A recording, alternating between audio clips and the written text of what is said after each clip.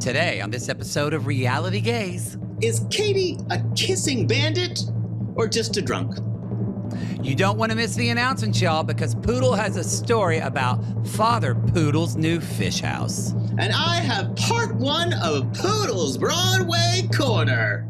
Rolling, Christina.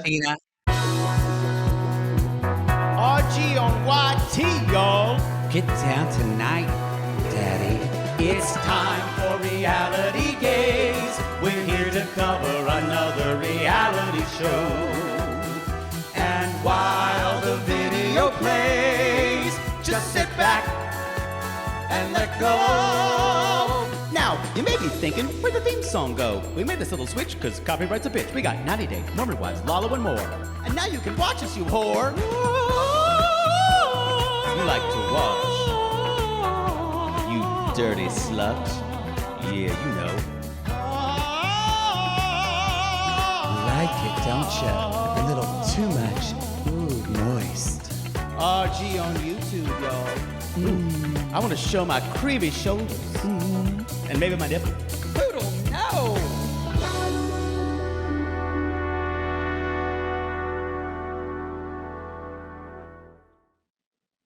Question for you, Poods. What? What? That was a real. You say what? It's very like what? What? What do you You want? ever go what? What, my darling? How about that? Oh, well, I don't mind. It's going to confuse people, and then they're going to think somebody asked on our AM Gay we've ever dated. Where we have litigated that, y'all. Two bottoms don't make a night. Do we seem like sisters. we ever have? Yeah. Do we? Do you know gay guys? Yeah. Like, are we your first gay people you've ever met? Maybe. That's true. And if we are, I'm love sorry. I was going to say, if sorry. we are, I'm sorry. But we're not a good representation. Not a good representation. But my question to you is, I started having an opinion on this, and I went, I'm going to let my co-host take this one because I think you're going to be stronger about it. At what age does it become not appropriate to eat graham crackers as a snack, just plain for you? Is there an age I have an limit opinion on this. I have an opinion on this. I think if you are a mom and you're eating what the kids eat, I think it's fine. True. You know what? I didn't think about that. I think it's fine. I think they get to do that. When you're a single gay man, you can't do that. You're eating Granimals and yeah. You're eating Lunchables. You're eating all the shit your kids eat. Oh my God. You don't have time. You're right. I think if you're just having graham crackers as a snack, that you actually let's clarify. These are loose graham crackers. Which, number one, crackers in this country, if you take a cracker out of the package, it immediately starts dropping dust. It just disintegrates immediately. Yes, it's very messy. That's how crackers are in this country. They are very dry. Graham crackers are no exception. So I assume she had said graham crackers on the console, and I imagine there was dust everywhere. She's eating a graham cracker over her lap. There's no doubt it went everywhere. This is not, we have talked about car snacks. Yes, we have talked about car snacks. I would also like to volunteer that I don't think a graham cracker makes a snack. A graham cracker is a great thing to eat if you're just snacking mindlessly. Did you think about her blood sugar spiking? A little. If you put a little peanut butter on that, it's a very different thing. This is Reality Gays.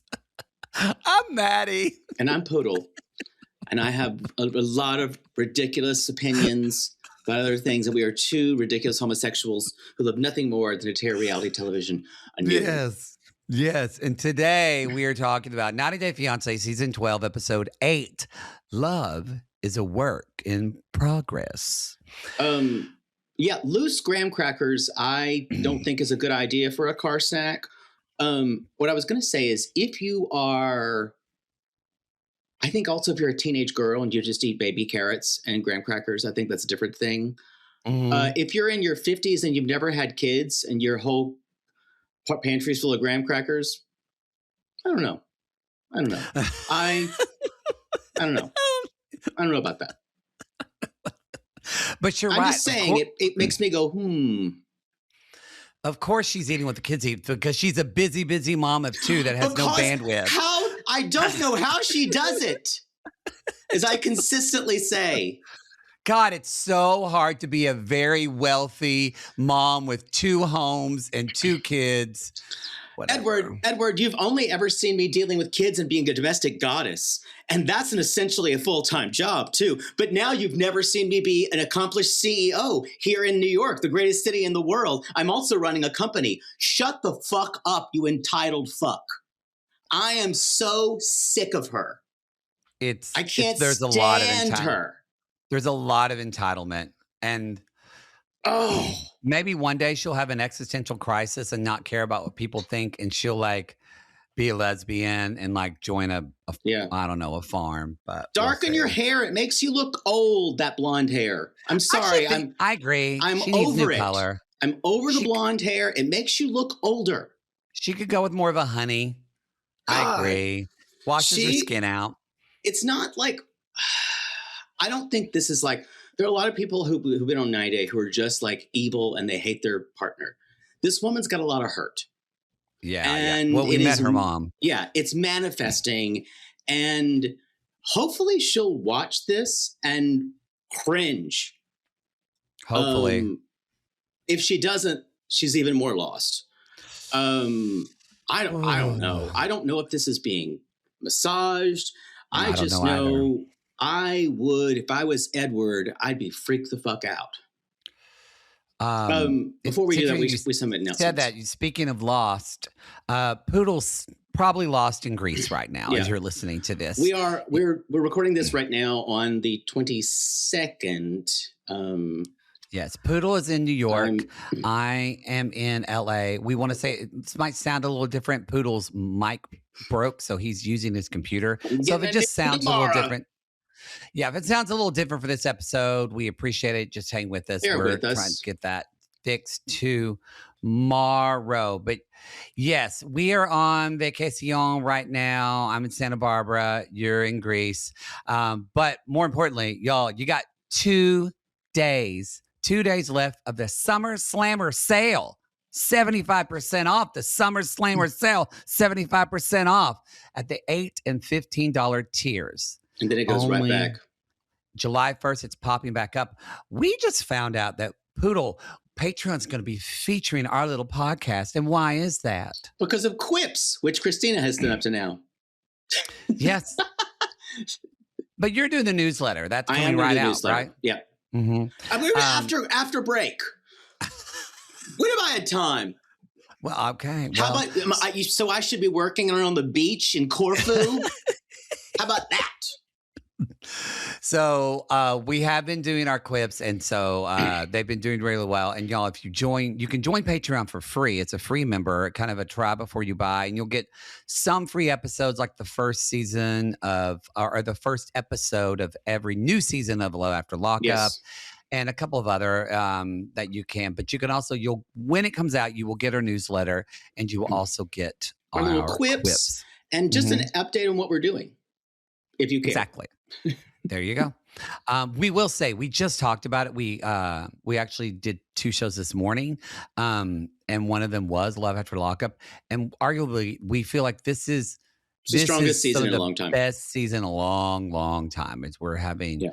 And with the exception of Kaylee and Michael. Yeah. Love Island drops on Wednesdays, y'all. And if you are not watching Love Island, then you're not into homoeroticism because you must be wealthy, or you must be a mentally well person. This island rivalry is sending me. I feel island rivalry.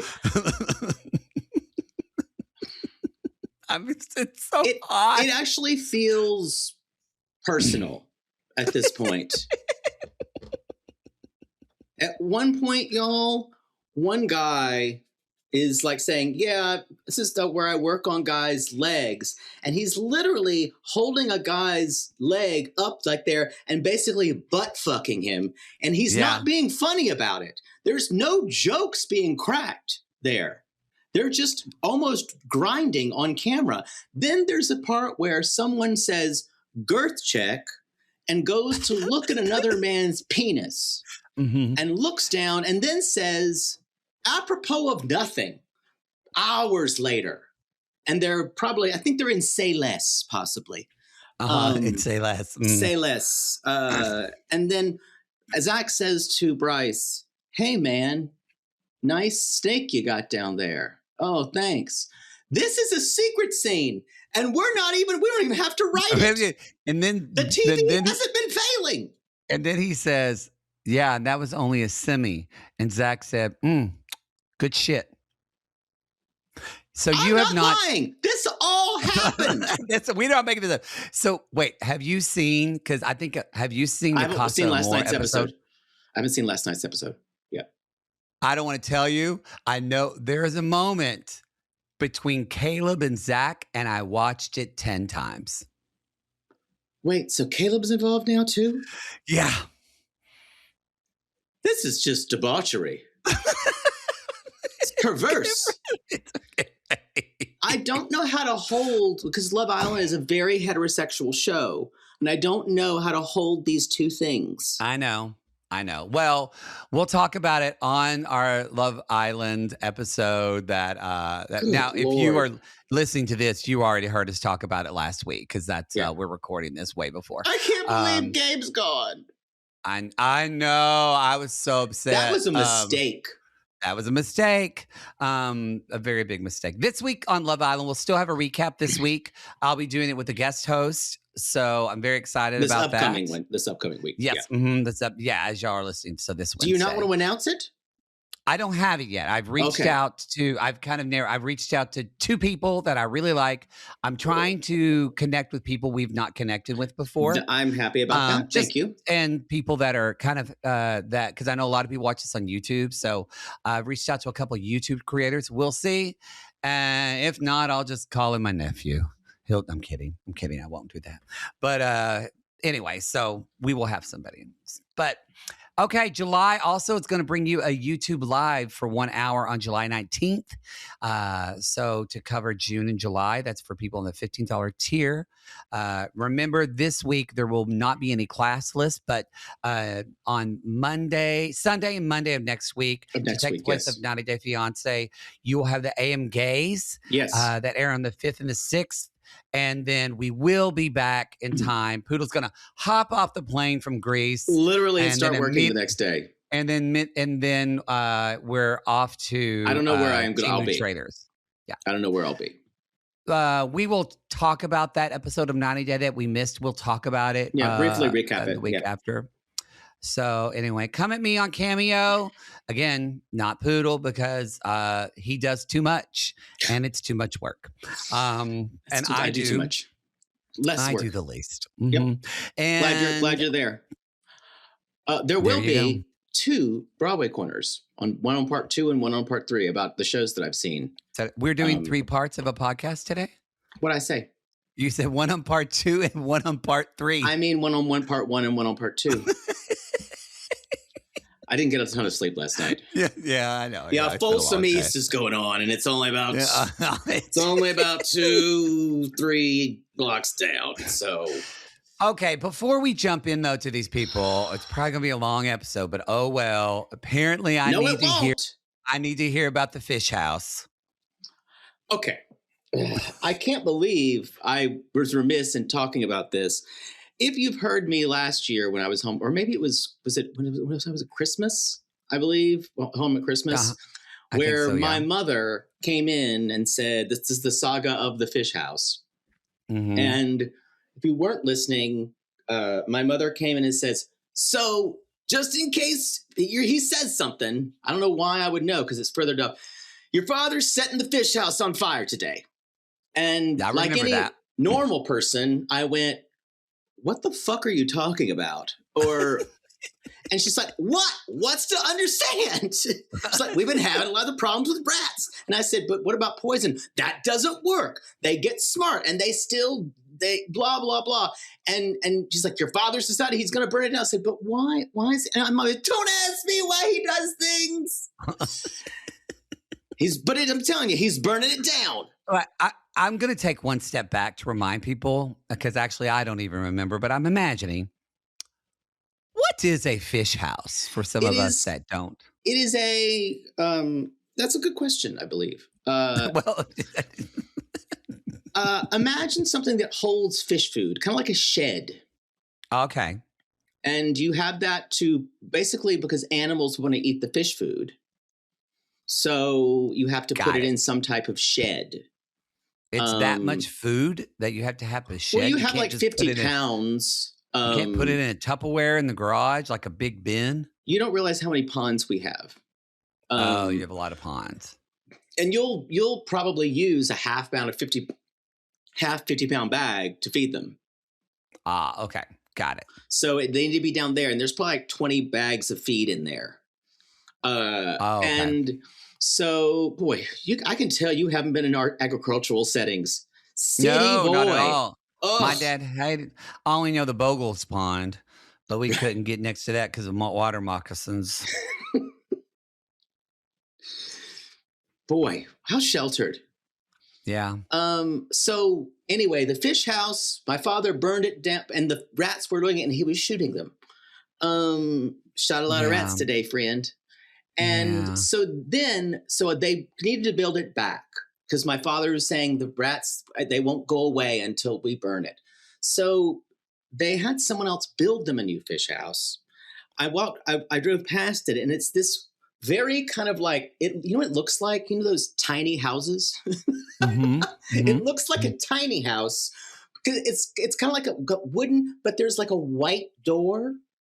And it looks like someone lives there. And while the old fish house was very rustic. Okay. And I asked my mom, I said, I see you got a new fish house. She's like, we hate it. And I went, what? She's like, it doesn't look like it belongs there. That white door it looks lived in. I want something further back. And we're gonna have to paint it. I said, what the fuck do you care what it looks like? And she's like, they didn't do what I said. And my father's like, yeah, I gave him some instructions, said, build a shed. And they built that. And they hate it. My mother says it's an eyesore. And I said, just tell them you don't want it and like get like some type of like commercial, like metal building or something like that. And they're like, that's even be worse. So I stopped engaging about the new fish house. And I said, what if this one what if rats get in there again? And my dad said, friend, we put metal siding all over the bottom so they can't get in. Yeah. Okay, well.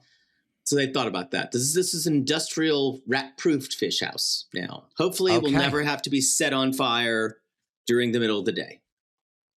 What if one day when your parents are gone to another realm and gone to glory? I'm assuming you're not going to keep your family's home. I'm assuming your brother and you probably will sell it. No, we'll sell it. What if the person says, I've been looking for a really good fish house and I love that fish house. And that's why they buy that property. I think it was really funny. You never know. It's not remarkable enough. It's just like I have to say, to agree with them, it is ugly. That was my first thought I thought of. And my mother's like, you didn't dare voice that to your mom, did you? No, because I did not want to open up another thing. But I did say the fish house, and she's like, that stupid Daryl built it. So someone named Daryl. And my mother is very fond of screaming but saying that either employees of my father or people my father worked for are that moron. He can't do anything.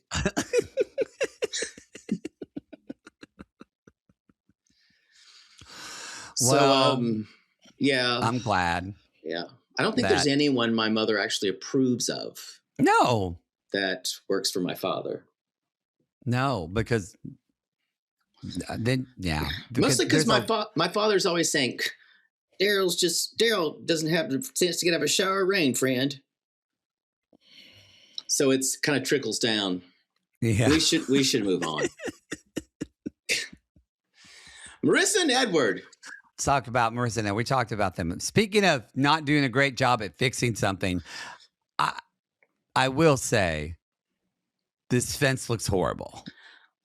I'm gonna defend him here. Oh, I'm still going to defend him, but it looks horrible. This man was just trying to do something to shut her up. Yeah. And you know what? I kind of love this idea. I will say this. This is what it would look like if I tried to do some type of chore like this. Mm-hmm. This is my kind of thinking. I've got some leftover molding. All I need to do is set up this. This is also just like ingenuity thinking. This man doesn't know how to do anything, but what he can do is fix something with what he's got. Does it look good? No, it looks horrible. And for someone like her, with looks being the most important thing, I can see why she's horrified. Yeah. I thought it was funny. I thought it was too. And he's still, he said, she's saying that I'm like another child. And, because, he said it pisses him off. And pisses him off. So he's trying to do something. And, Marissa says, I just need him to be a strong man and step up. And I went, then don't. It's for any parent with a child. Your child won't be dependent upon you if you give them the space to step up. Yeah. Like, how can he step up when you're over criticizing every single thing he does? Every single thing he does. And then it actually hurts her cause, because then when there's other things like, yes, he's planning on going to New York without a wallet or cash or anything in his pocket. That's dumb. Even someone who's from where he's from he would know, if he thought about it, that you go into the big city. But let him deal with the consequences. She can't. Yes. You know what kind of parenting she needs to do? She needs to do, what's it called? FOFA, the fuck around and find out, or FOFI. Yeah. She would never be able to do that. No, she would never be able to do that. She identifies his success with hers. Yeah. And also, if she can't create Edward a good place for him, she will think of it's her failing. So his failure is her failure. And I hope that he sees this actually isn't even about her. Nope. Or about him. It's not about him. It's about, because I guarantee you, she does this to him. She does this to her boys. Children, yeah. She does this, even probably tries to do this to her ex-husband. That's why the oldest one's got so much anxiety. Yeah. Have you noticed? Can't take money, because how would that look to my mother? This woman is a mess. She really is. Yeah, she really needs an eat, pray, love or something to figure her shit out. And so can we talk about, he does say, I've never fixed a fence. It didn't look nice, but it's fixed. And it sounded like he said, but it's fisted. That's all I heard. Well, Folsom being over here. Folsom East. Yeah, you just probably I got Folsom on the brain. In your brain. Y'all Google Folsom Fair, Folsom Street Fair, but not at work. Not at the work. That sounds like a Johnny Cash follow-up song. Folsom on the brain. I went down to Folsom Street Fair, got Folsom on the brain. Went down to Folsom Street Fair, got Folsom on the brain. A man puts a saddle on me, and then he clapped the reins. And then it would end up being like, podcast. Yeah, what happened? Then he said, and I fisted me, and then he died. Johnny Cash songs always did get bleak that way. They always did get bleak that way. God, Johnny Cash was so good. He was good. Well, we didn't do it. We didn't kill Clive Owen either. Clive Davis. Clive Davis. Oh. Oh, no. Sorry, Clive Owen's family. I think he's pretty resilient. But I thought Clive Davis was dead. 93 years old. That queen gave us Whitney Houston. I still feel like he got her hooked on coke. Well, no, it's her brother that did it. Oh. Oh, I didn't know that. No, literally, they talk about that. They talked about how everybody thought it was Bobby Brown, Uh-huh. and it was her brother who introduced. He admitted it. He admitted to introduce her to Wow. drugs. So I hope he feels bad. I don't know about Bobby Brown Jr. if she got Bobby addicted. Christina. Yeah. Mm-hmm. God, just what a sad. I don't know where we move on from that. Me either. Let's talk about So there's just little comments like, she said, well, Edward says, I don't think about the neighbors because they don't pay my bills. And she said, but I pay your bills. So just say yes, honey. It's like it really makes her look like a fucking shrew.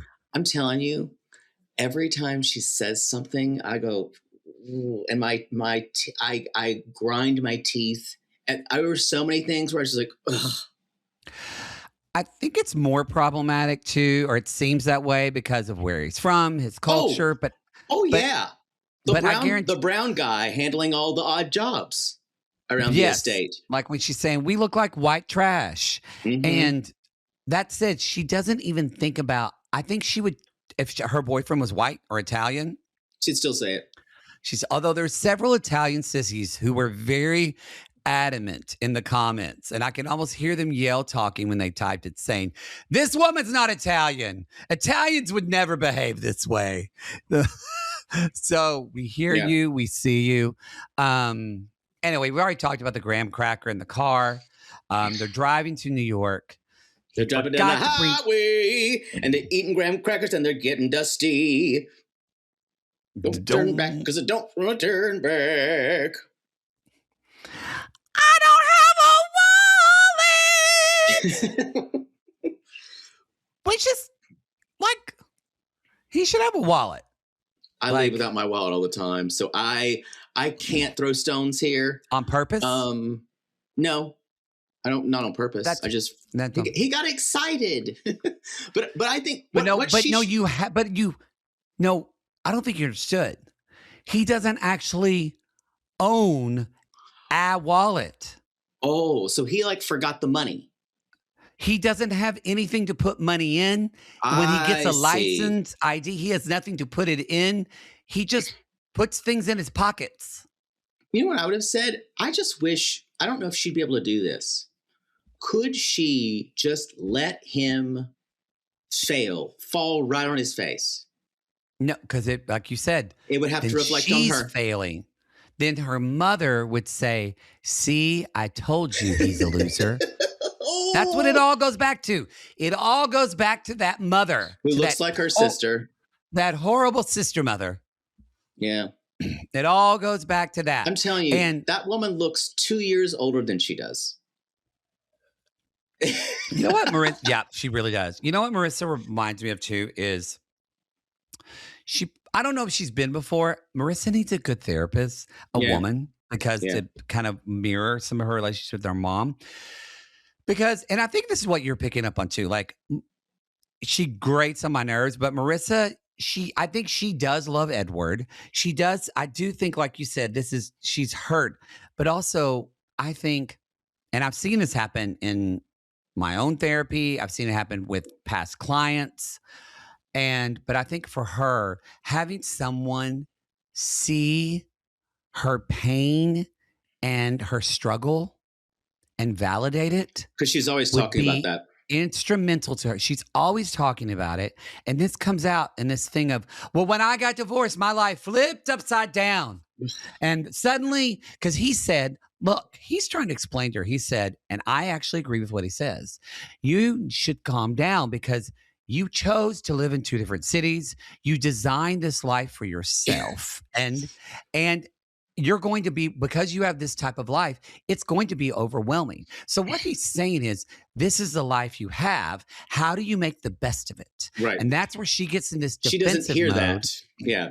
She doesn't hear that. I know this because she hasn't done it in a while, but my own mother went through this a lot, where anytime that you challenged her on something, she would say, well, you don't know what it's like to have your family broken apart. Right. And da-da-da-da-da. But I wanted to say, as my therapist told me, and as I would tell Edward, but Edward, that wasn't your fault or responsibility. So why should you apologize for when you did nothing wrong? Mm-hmm. Yep. That is her life, and she brought him into this life. So I got to say that argument doesn't fucking work. If you want someone to validate that, go to therapy. The other thing about it is all she's kind of done since she's had him here is make confessions to him like, yeah, I'm just, I feel bad the way I've treated you and blah, blah, blah. And she's got all this, like, almost, it's this, what she considers it radical honesty. But I think after a while, all he hears is negativity and how anxious she is about this life. And what he is saying here is, can we have a moment to look around and say what we're grateful for? Mm-hmm. Without you, and you chose this, like you said, let's make the best of it. Mm-hmm. But she needs the badge of honor that comes with, I don't know how she does it. I'm raising 2 kids. I'm doing a high stress job. She needs all that. And she also needs the freak out. That is the reward in itself. Herself. Exactly. Yeah. And that doesn't do good to put on a partner, especially this guy. No, it's, you use the term, and I actually love this term. I think it's really helpful and can be really life-changing for people in their own lives and or in relationships. But the term radical honesty, it's actually a technique. Read about it if you want. But here's the thing that a lot of people, they talk about, I'm going to have radical honesty. And I think people use that as a label so then they can be, or it's very similar to like people who say, well, I just tell the truth. Yeah, not caring about the other person's feelings. Because guess what, y'all? The way it works is you don't have to make it work and coalesce and to actually build a stronger connection with someone or even yourself. To display radical honesty, it needs to be met with radical acceptance. Yep. And so he's accepting her experience. He is, and seeing parts of it. She is not accepting any of his. No. Yeah. Yeah, she gets defensive and she says, if he's not taking my concerns seriously, I'm wondering if I made the right decision. You know what? It could be worse. And we're going to talk about Catie and Josh in a minute because it's worse. Okay. Well, but before we get into that, shall we? What time is it? Light the lights, gas up the ghost light. It's time for Poodle's Broadway Corner. Great. Yes. Christina, I want a New York curtain put in front of this or you're fired. I don't want all that, Christina. I don't need it. Just need all right. I need a star and a ship to sail her by. And a good dick. I actually have been dying too. to hear your thoughts on shows, but I made myself save it because I want to have a genuine reaction. Save it! So I'm excited to hear. Like you scream at me. I do scream at you. I fully admit that. I thought I was going to have some time to see something. We're recording this on Monday, the 22nd. I thought I was going to have time to see something Tuesday night. That is not going to happen. But that's fine. I saw 4 of the shows that I really wanted to see. And I liked all of them. Oh, great. Which is something. Broadway's back. Not when the best musicals of this year are the ones that are as such they are. I'm going to talk about 2 of them. And on this corner, and then 2 on the next. I just want to, I get overwhelmed talking about it, but yeah. And at the end, I'm going to tell you who should see it. One of them is closed, so you won't be able to. But I want to still talk about it. I saw Death of a Salesman, the revival, with Nathan Lane, Laurie Metcalf, Christopher Abbott, and Ben Allers from the Gilded Age, the little clock twink playing Happy. Oh, clock twink, yeah. Have you ever seen the play? Or have you read it? I just saw it. It was a pretty good production. I just saw it at Noise Within in Pasadena like a month ago. Wow. They did. That's right. They did it. Do you remember the actor who played Willie? Maybe like 2 months ago. I do not know. I do not know who played Willie in that. But y'all, it's a fantastic play. Obviously, it's a Arthur Miller third act screamer, and by that I mean about 20 minutes, or 15 minutes before the end of the show, everybody starts screaming. There is Jeff Elliott played Yes, Willie Loman. That's Jeff. Julia. I was wondering if Julia directed it. Julia Rodriguez Elliott. Julia Rodriguez Elliott. Yeah, there are a couple. Yeah, I wondered about Jeff, if Jeff did it, because he'd be perfect for it. He was great. It was a great production. Let me start out by saying I've seen happy ending. I've seen. It ends with a funeral. That's what you get. You get the death of a salesman. Spoiler alert. Yeah. Spoiler alert. I'll just say this about this. Really well directed by Joe Mantello, who did Wicked and lots of other things. The pace of this production and the pacing was stunning. And I called it crackling, how quickly everything was. And that was due to Joe Mantello, because I know these four actors wanted to take their time, especially Nathan Lane and Laurie Metcalf. And the way these actors were doing, and the text just was just brilliant. And it really shined. The four leads are incredible. I mentioned who they were. Nathan Lane, I had a lot of doubts about Nathan Lane as Willie Loman. Not that I thought he wouldn't be able to play it straight, but I was questioning if he would have the gravitas in a way and the sadness that we would need. Yeah. But it was a different Willie Loman. It was more gusto, and which made his turn into a sad sack at the end even more poignant. And he kind of talked about the masculinity things and asked parental. It's about this type of toxic masculinity. No one knew what that was when the play was written, obviously, but that's kind of what this is based on. And it's also about a person who has a completely fabulous idea of their own life. And they've had to delude themselves. And the mother and his wife and his other son are enabling that. And but Laurie Metcalf was, of course, incredible, which she won the Tony for. And I'd never seen anyone play this role like she was running the whole circus. Absolutely incredible. Ben Allers, I already said, wonderful as Happy, very charming. But Christopher fucking Abbott from Girls and a couple other things stole the show. I have never seen a person playing Biff. It's supposed to be the big emotional role, but usually Willie Loman. But this guy found so many colors, and there was this wildness to him, but yet also a vulnerability.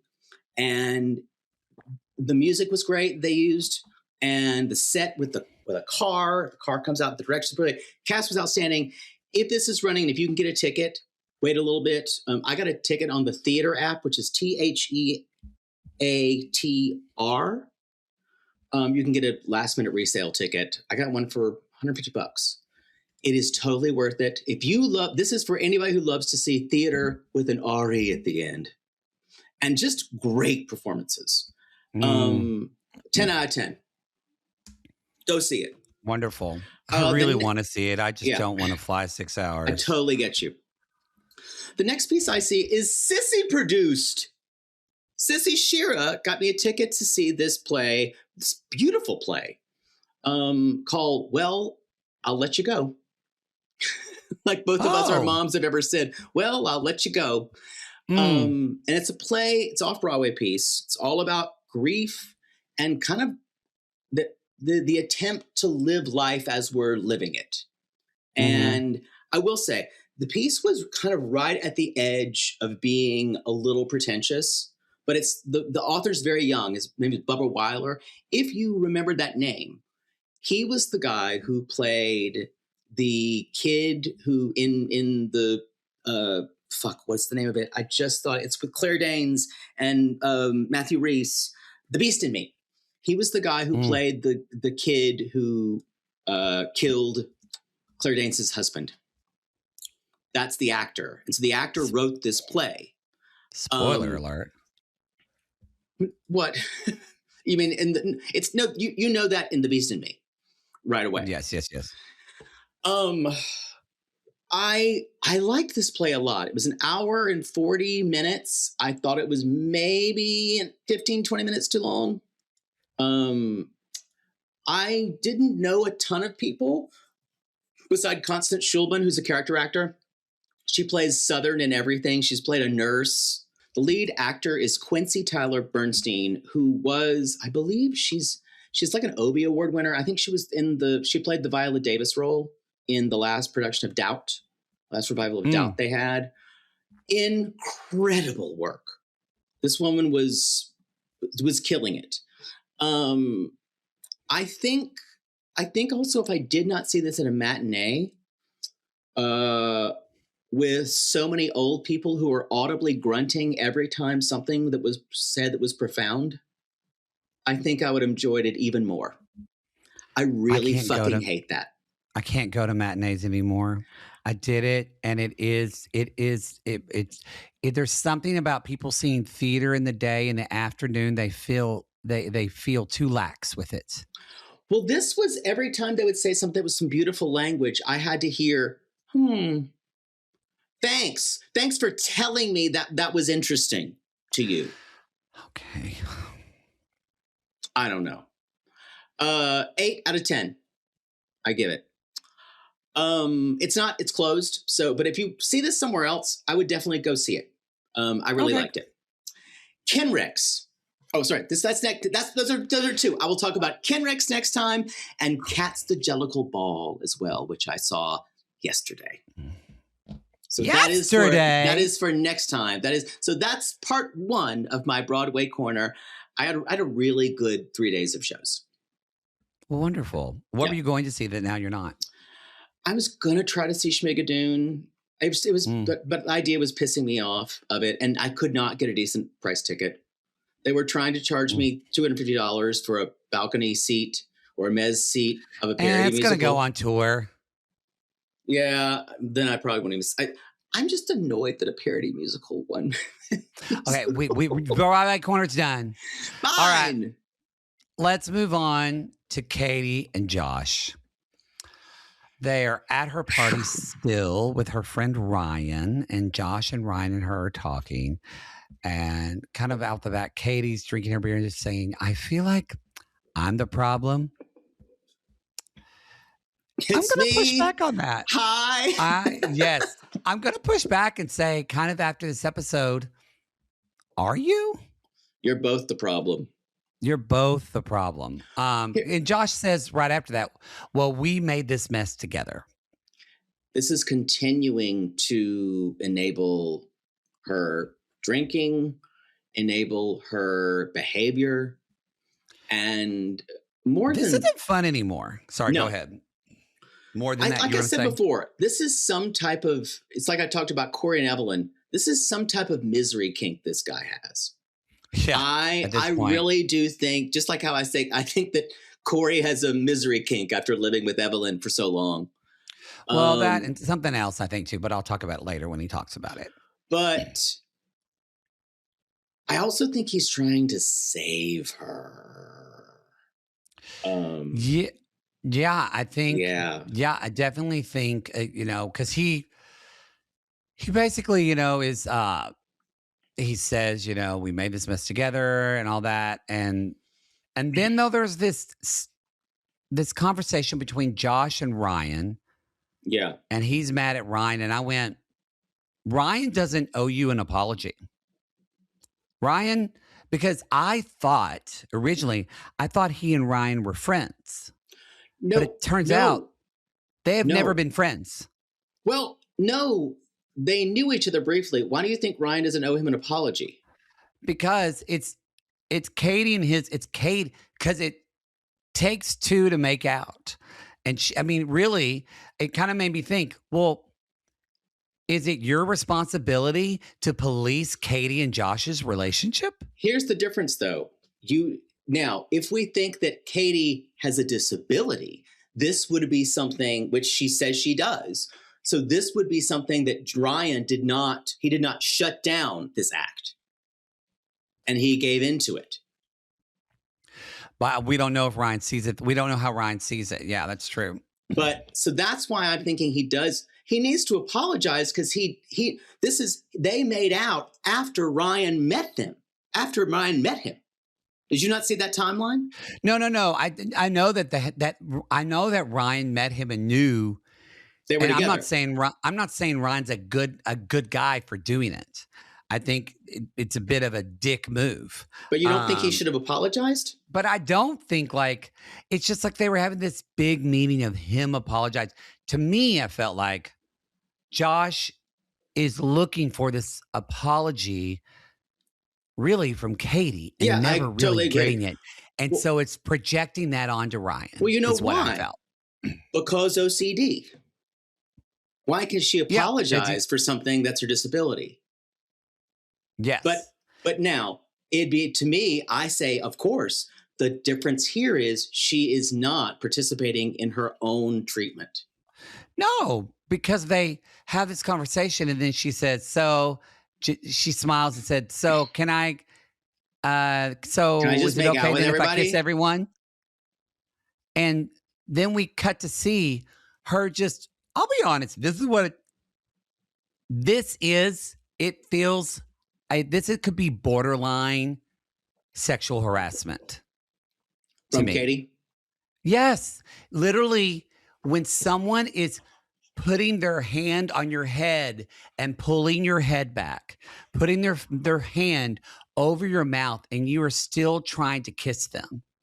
No, I agree. It's everybody keeps talking about how, and Catie even saying to Ryan, she's like, I'm in crazy mode. I'm crazy mode. I'm like, fuck this woman. Fuck her. Because if she would say, I'm in crazy mode, and then she would look at Josh. Yeah. She knew what she was doing. I don't care if she has racing thoughts. I don't care. She still has an awareness that she is hurting him. This bar should be called the Silver Cuckold. It's all about, there's this sexuality that she has, this kind of the sexual compulsions that has to involve, she wants to make Josh jealous. She is dying to make him jealous. She's dying to make him punch one of these guys. Mm-hmm. She wants that so bad. She wants the dramatics. She wants the excitement. She wants to be fought over. Yes, she wants all of that. So she keeps doing it, and he does this. She's like, I think I'll get an espresso martini. How about some water first? And the thing about him is, I have a lot of theories on why he's bending over backwards. I think he's so afraid of being called insensitive to her disability. Okay, I think he's terrified of that. And the other part of that is, I think he is so terrified of kind of just making his voice heard in this world. When he said it, I think he's codependent as fuck. Yeah. Truly. And because but I agree. I think he's really afraid of saying something. Yeah. Because he's worried, because then he'll be seen as the terrible, discriminatory boyfriend or some shit like that. And ableist boyfriend, I think he's really, that's a big deal for him. And he leaves. He's like, this is bullshit. And he walks outside, and Mark, cute guy, Mark, comes out and I wonder, has he made out with Catie too? Because it seems like everyone who talks to Josh has either made out or fucked Catie. And it really is that. It really is her. Well, but Josh, I said this before. I think you did too. And then Josh finally said it out loud. He said, well, I think what she's doing is fucked up, but I need to be patient and tolerant and trust the person that I know she is. And I relate to that because I know older versions of myself if I see good in a person, I'll let them treat me like shit because I think eventually they will change if I act this way. But I will tell you this for if anybody, if y'all watching this, listening, experience, waiting for people to change to the expectations you hope for them is futile. It is never, ever, ever going to happen. If they're treating you shit like now, they will continue to treat you like shit because what Mark said, you are letting them. Yeah. Full stop.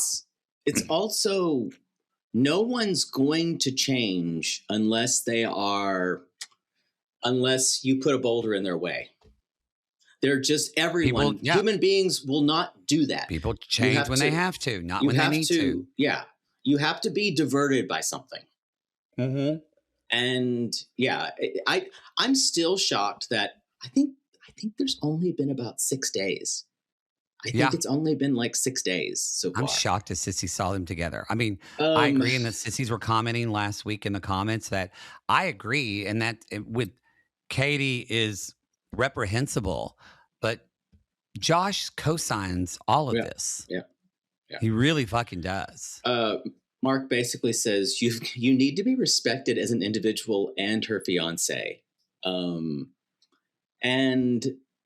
he's like, maybe it's the Britishness, I don't know. And then later on, she's trying to make out with Mark. She is tonguing his palm with Josh right there. It's gross. Kissing his finger. And I think if I was Josh after this night, I would say, is it possible we could eliminate one variable? And would you do me a huge favor and not drink? She couldn't do it. And if she can't do it, then we start to see that the problem isn't just OCD. That's direct evidence. I just want to see, because Josh says to Mark, when Mark's talking, he's like, oh, but Catie, she wins people's hearts. And I'm like, when? How? I'm sorry, at least what we have seen, and now we are on episode 8. Yeah. I don't see anything charming, redeemable. Like, we literally were talking about Classless on Life After Lockup, and you brought up how, like, you get how charming Lamar of Andrea and Lamar he can be. I don't get it, how she's winning hearts. Not with that lipstick color. You know what it is? I really think, I keep going back to the Manic Pixie Dream Girl, but she represents in him the freedom he never could have. He's so buttoned down, and he's afraid to say anything, and she's not. And that feels almost, he's addicted to it. Yeah. And I think that's what he can't let go of. I understand it. I think it's insane, but it's the Manic Pixie Dream Girl. They're just irresistible for some men. Let's move on. Let's go to Nigeria, baby. And unlike Josh, Maxwell is getting a backbone. Woo! And she's got a mouth on her too. I know. Oh, and what the fuck does she want to change about this? When he took his shirt attractive. With his shirt, I'm like, he's fucking ripped. I don't know. So they are going to the market. I don't know why they have to do. I guess I know why, because Ashia doesn't want his parents around. Yes. And they're going to talk about they're making a decision. So I guess they're talking about, I don't know, what options do they have? Because they can't, the visa's not working. So they either get married here or then they start another visa. Yeah, that's it. Yeah. And so he says, hey, mentioning that his to the producers, he's like, I'm worried about having to keep her in check around my family because this is a very traditional Nigerian family.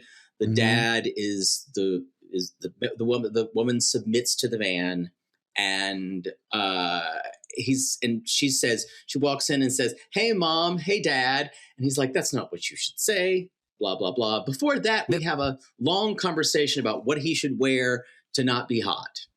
What? To not be hot.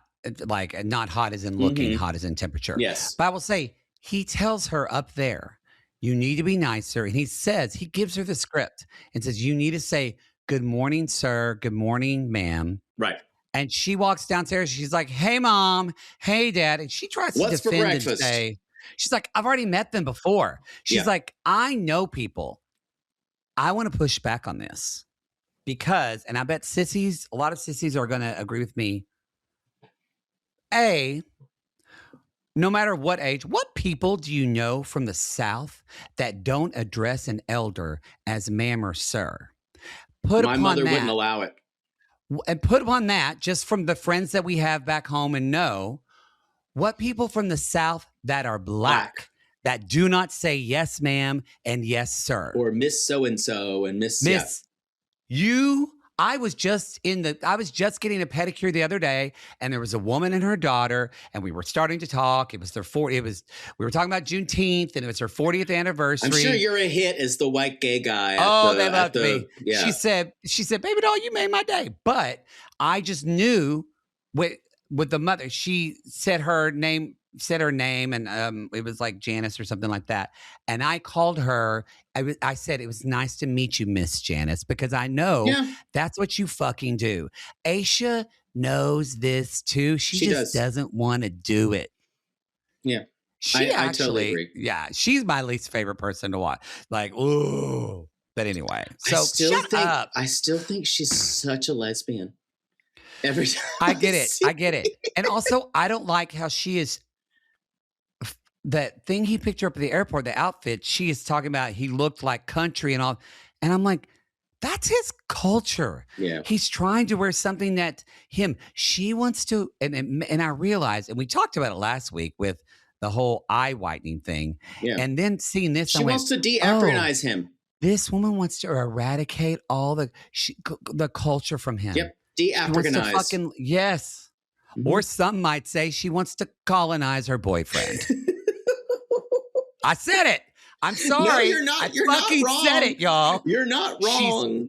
She's fucked up. Yeah, she's you're not wrong. Fucking cult. I hope to God that he doesn't marry this woman. Also, I don't know. We're going to talk about it. I don't think Mama Maxwell is going to let this wedding proceed. Boy, we got a tough customer here. This might go down in the annals of 90 Day Mothers. Yeah, true. Throw her in. She had a lot of great lines. She really did. She did. So he tells her, "Don't say hi, Mom. You sound like you're addressing a dog." And I wasn't brought up that way. And the mom's like, "Well, in our culture, you obey the man, short or tall, no money or not, dress well or not. Women cannot White disobey." eyes, yellow eyes. Like, yes. And mom says, she's like, "This arrogance. I'm weak. I tell you, I'm weak." I'm going to start saying that. I'm weak.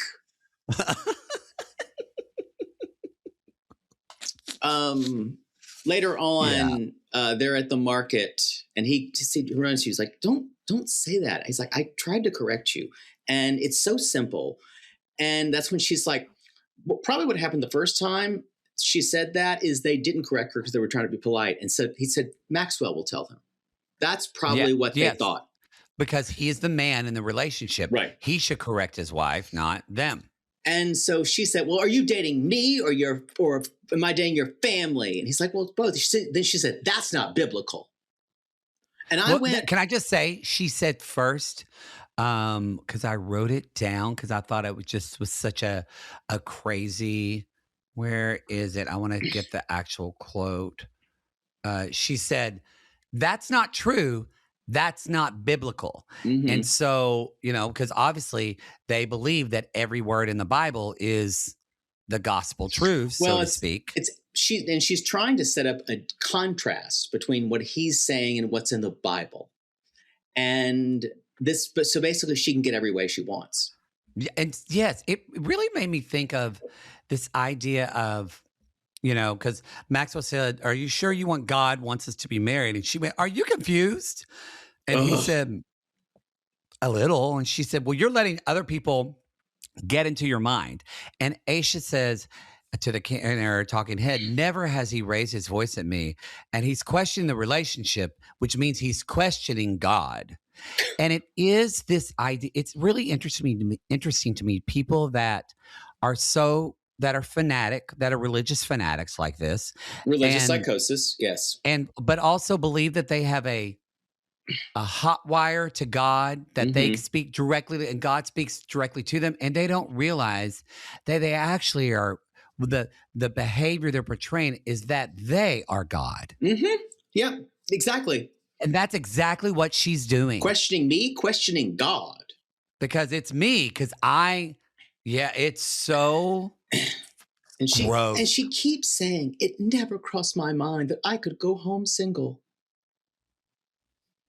Oh, talk about wanting. You said this on Lalu this morning. Lalu is a great show because people with just seeing karma, the most karmic show on television. Karmic show on aka we're talking about Carrington. I really want that karma to come for this bitch. I hope so. This is the kind of person though who gets what she wants sometimes on 90 Day. Oh, yeah. Yeah. Yeah, it really. Ooh. So she loves to shop. And as she says, I want a few African outfits, something traditional I can wear back at the church. Sure. So they'll ask me, look at your cute little African outfit. Because with what you said. So then when she goes back, she says, look at this man I domesticated. Yes. I took all the African man out of him. Yeah. So she kind of impressed by the haggling that he's doing over a garment. And so they're getting a purse for his mother. And later on, though, the parents are talking to her mother, Juliet, and mommy. Oh, Juliet. Yes. It's like, tell us about this eye surgery and all the changes. What does Ashia want to do? And she's like, well, she just kind of wants his skin smoother. It's not a big deal. And she's like, are you familiar in Africa that women submit to their husband? She's like, yeah, I've heard that. But, and she's like, with all this money, why does she think that she's trying to push him around? And Juliet says, I don't think it's because she has money. She could have found someone with money if she wanted it. No, she couldn't, because no one wants her. The problem is the only men she comes in contact with are older men, and no younger men want anything to do with her because she's the way she is. And all the older men who work at the church are gay. Or married. Like the organist. Yeah. Yeah. Mm-hmm. And so that's her community. She's like, she's 38. She could have been married years ago. Mom's face goes, blink, blink, blink. Mama Maxwell went, excuse me? Huh? I was surprised to hear she's approximately 40. We told him 25 to 30. And the father says, women can get married at 30 maximum. Menopause is knocking at the door. Okay. Wow. Wow. All right. Now, let's calm down here. We're not saying we agree with any of this, but no. Culturally, what they're thinking of, women can't be too old to take care of their children. Mm-hmm. And it would be unthinkable if this couple did not have children. So, and mother, she has a final word. She says, it bothers me. I don't want a problem for my son. They will go no farther. They will obey. They will obey. Mama. And that's the show. It was a good episode. I enjoyed it. We're almost at the halfway point. I think. I feel like we maybe have. I bet you we have 9-10 more episodes. Okay. And then we'll start tell-alls because we're in the midst of it now. We are in the midst. So next episode, y'all, we're going to be talking about Mallory and Raj, and then Shay and Annabelle, and Thomas and Paula. Thank you so much for listening. We appreciate it very much. If you're hearing our show and you're listening to our advertisements, our sponsors, please support our sponsors. They enable us to do what we love. We appreciate them very much. You purchased a lot of Quince yourself to take to Greece. Yes. That y'all, that linen. Yes, that linen from Quince. It actually is breathable. It is. I wore mine. I wore it yesterday, and I was sweating, but the breeze went through, and I went, "Oh, I'm cool again." Well, good. So you can please go to quince.com/realitygays for that. Now, if you don't want to hear any ads, that's fine too. You can jump on the $8 and $15 tier. You got 2 days to do it, where it's going to be 75% off. 75% off $8. Come on. It's $2. Stupid. You can't even get a Dr. Pepper for a vending machine for $2 anymore. It's true. Remember when a soda pop was 50 cents? I never said soda pop, but yeah, I remember having the 2 quarters. Remember? So anyway, what do they cost now? What do they cost now? Like $2.50. Oh, yeah. Sometimes like the big ones, like the bottles, are $3. I haven't bought a separate vending machine in a long time. Well, you're about to be at airports. Hopefully you're not. That was the last time I bought one because I was stranded. So if you want to jump on that $8 to $15 tier, these are the 2 days to do it. It will go up after that. And we want to say, if you want to leave a review on Apple Podcast or Spotify, we love that. We appreciate that. You can leave 5 stars. And if you don't know what to say, you can always write, "Keep going, Queens." And we will again have Poodle's Broadway Corner coming up in part 2. All right, everybody. We call these people lonely hearts because aren't we all just lonely hearts looking for love in all the wrong places? Yes. And if you are in the market for a new fish house, don't call Daryl. Don't call Daryl. Just the set Scott